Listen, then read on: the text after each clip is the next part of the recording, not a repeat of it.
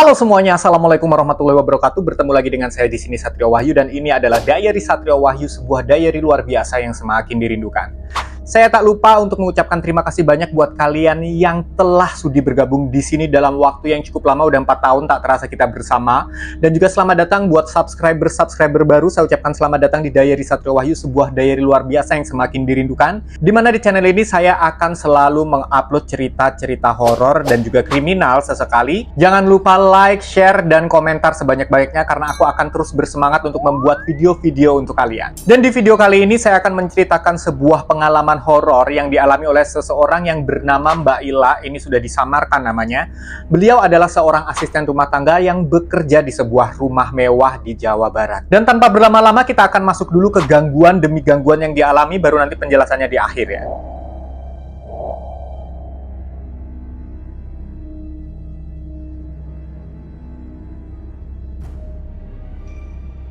Jadi kisah ini bermula di tahun 2005 di mana Mbak Ila ini baru saja bekerja di sebuah rumah mewah. Jadi tugasnya itu setiap subuh dia bangun, habis sholat subuh dia bersih-bersih, lanjut dia masak untuk sarapan. Siang harinya dia menjaga rumah tersebut bersama Pak Iwan yang merupakan security dari rumah tersebut dan juga Pak Toha yang merupakan tukang kebun. Rumah ini mewah, bersih, dan cukup modern, cukup baru, bukan bangunan lama. Begitu juga dengan kamarnya Mbak Ila yang tergolong bagus untuk kamar seorang asisten rumah tangga, cukup luas. Akan tetapi di dalam kamar yang bagus tersebut ada satu kotak plafon yang berlubang dan cukup mengganggu Mbak Ila. Sebenarnya dia tidak pernah melihat ada penampakan apa-apa di dalam lubang plafon tersebut, tetapi beberapa kali dia merasa seolah-olah seperti diamati oleh seseorang dari sana. Jadi rumah ini adalah rumah Pak Jeffrey, seorang pengusaha mebel, dan istrinya bernama Ibu Susanti yang bekerja sama dengan suaminya untuk mengurus usaha mebel tersebut.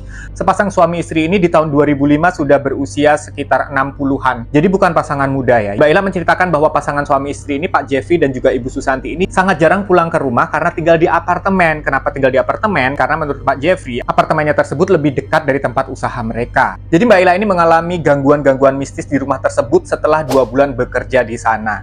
Dimana pada suatu hari setelah 2 bulan dia bekerja di rumahnya Pak Jeffrey ini, dia bangun seperti biasa subuh untuk mengerjakan sholat subuh. Kemudian dia berniat untuk bersih-bersih di dapur, mau cuci gelas, mau cuci piring. Tapi saat dia keluar dari kamar tidurnya setelah dia melakukan sholat subuh, dia melangkahkan kakinya ke arah dapur. Di sana, di dapur, dia sudah melihat seorang wanita yang sepertinya itu sangat mirip dengan dirinya berdiri membelakangi dia dengan baju yang sama. Nah di sini Mbak Ila udah bertanya-tanya nih, ini siapa? Kenapa ada orang yang begitu mirip sama aku bahkan sampai bajunya? Sementara selama dia bekerja di sana, dia tidak melihat ada seorang wanita pun atau pekerja lain pun selain dia. Dan yang lebih horornya lagi nih, ketika sosok tersebut mulai merasa diamati sama Mbak Ila, tiba-tiba dia menghentikan aktivitas mencuci piringnya dan seolah-olah hendak menoleh ke arah Mbak Ila. Nah, sebelum sosok ini menoleh ke arah Mbak Ila ketakutan, Mbak Ila larilah ke halaman, dan Mbak Ila lebih memilih untuk membersihkan halaman bareng Pak Toha. Mulai dari sini, perasaan Mbak Ila udah mulai nggak enak. Sepertinya di rumah ini nih ada apa-apanya yang aku belum tahu. Tapi karena Mbak Ila ini tergolong baru, dia berusaha mencari tahu nih, tapi dia juga kebingungan, lebih baik aku nanya ke siapa? Aku belum punya teman dan belum banyak kenal orang di sini. Gangguan yang kedua dialami Mbak Ila di dalam kamar tidurnya, di mana saat itu dia baru saja mengerjakan sholat isya di dalam kamarnya. Kebetulan plafon yang berlubang tadi berada di atas kepalanya persis saat dia sholat. Dia merasa seperti ada sesuatu atau seseorang yang mengamati dari lubang plafon tersebut. Tapi karena dia sedang sholat, dia berusaha khusyuk kan. Kemudian sampailah dia di gerakan terakhir sholat, yaitu mengucap salam, menoleh ke kanan dan ke kiri.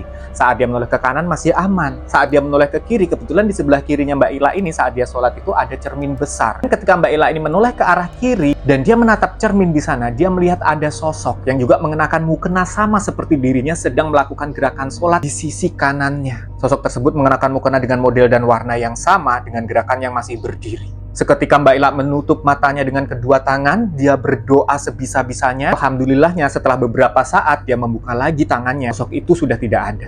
Perasaan Mbak Ila semakin gak enak, tapi seperti yang pertama, saat mengalami gangguan yang pertama, dia juga pengen nanya nih sebenarnya ke Pak Toha ataupun Pak Iwan, tapi dia belum berani.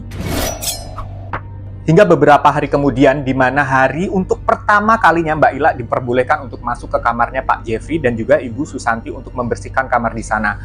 Memang Pak Jeffrey dan Bu Susanti ini kan jarang pulang ke rumah, sehingga kamarnya pun juga tidak selalu kotor. Jadi Mbak Ila ini belum mendapatkan izin untuk masuk ke dalam kamar tersebut. Kunci kamar tersebut dibawa oleh Pak Toha. Dan hari itu dia membersihkan kamar. Ketika dia membersihkan kamarnya Pak Jeffrey, tiba-tiba saja dia merasa ada seseorang perempuan yang memanggil namanya dari arah belakang. Ila, Ila, Ila, Ila. Seketika juga Mbak Ila ini merasa kaget dan mencari sumber suara tersebut. Dan seperti biasa tidak ada siapa-siapa. Karena memang di dalam rumah itu perempuannya cuma Mbak Ila. Selain itu cuma ada Pak Toha sama Pak Iwan. Mbak Ila tidak menghiraukan panggilan tersebut dan meneruskan aktivitasnya untuk membersihkan kamarnya Pak Jeffrey. Tapi nggak sengaja ada sebuah meja di sudut ruangan dan di sana terdapat foto. Foto itu adalah foto wanita berusia 30-an, sangat cantik, kulitnya putih, matanya sipit. Dan sepertinya foto itu bukan foto Ibu Susanti, istrinya Pak Jeffrey. Ila mengamati foto ini. Ini foto siapa? Ini bukan Ibu Susanti. Karena kalau Ibu Susanti ini berkulit coklat, karena Ibu Susanti ini kan orang Jawa. Sementara foto tersebut adalah sesosok wanita yang bermata sipit dan berkulit putih. Sepertinya orang Chinese. Beberapa hari setelahnya, Mbak Ila ini kenalan nih sama asisten rumah tangga sebelah. Jadi asisten rumah tangga tetangganya gitu. Dan di sana dia pun banyak mengobrol sama si asisten rumah tangga ini. Dan selain ngobrol sama asisten rumah tangga ini, dia pun berkenalan nih sama nyonyanya namanya Ibu Siska. Di sanalah Mbak Ila ini mendapatkan jawaban yang dia cari-cari selama ini. Siapakah sosok perempuan yang ada di dalam foto di kamarnya Pak Jeffrey dan kenapa dia mengalami gangguan-gangguan ditemuin sama sosok yang menyerupai dirinya. Jadi Bu Siska ini menceritakan bahwa sebenarnya Bu Susanti ini bukan istri pertama melainkan istri kedua. Istri pertamanya Pak Jeffrey ini sudah meninggal pada tahun 1995. Istri pertamanya Pak Jeffrey ini bernama Ibu Cynthia. Memang beliau ini dikenal sebagai sosok yang sangat cantik, ramah, dan juga baik. Beliau gemar berbagi dengan tetangga-tetangga, orang-orang yang membutuhkan, bahkan dengan binatang-binatang seperti kucing di pinggir jalan. Kalau beliau ini menemukan, beliau suka menolong dan dibawa pulang ke rumah dikasih makan, bahkan banyak yang dipelihara sama Ibu Cynthia ini. Sampai suatu ketika Ibu Cynthia ini harus dilarikan ke rumah sakit karena mengalami sebuah pendarahan hebat.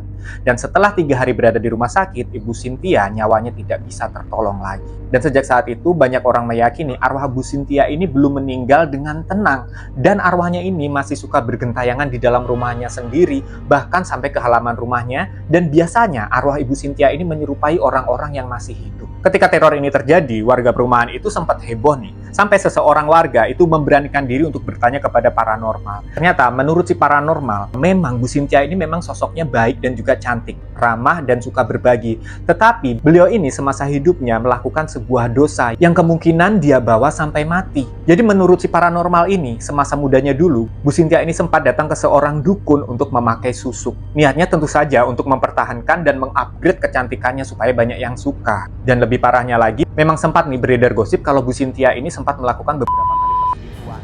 Pernah Bu Cynthia ini berselingkuh dengan supirnya sendiri. Bahkan pernah terpergok oleh Pak Jeffrey sedang tidur dengan rekan kerjanya di sebuah hotel. Tapi Pak Jeffrey ini memang baik, kemudian memaafkan dan tetap menerima Ibu Cynthia dengan berbagai kesalahannya. Dan menurut Bu Siska tetangganya ini, Bu Cynthia dilarikan ke rumah sakit karena pendarahan ini. Ini bukan merupakan pendarahan biasa, tetapi karena kiriman guna-guna dari istri salah seorang selingkuhan. Tapi ada gosip lain yang mengatakan bahwa pendarahan ini adalah akibat dari proses aborsi yang gagal. Ada beberapa sumber yang percaya bahwa Bu Cynthia ini sempat hamil dengan salah satu selingkuhan.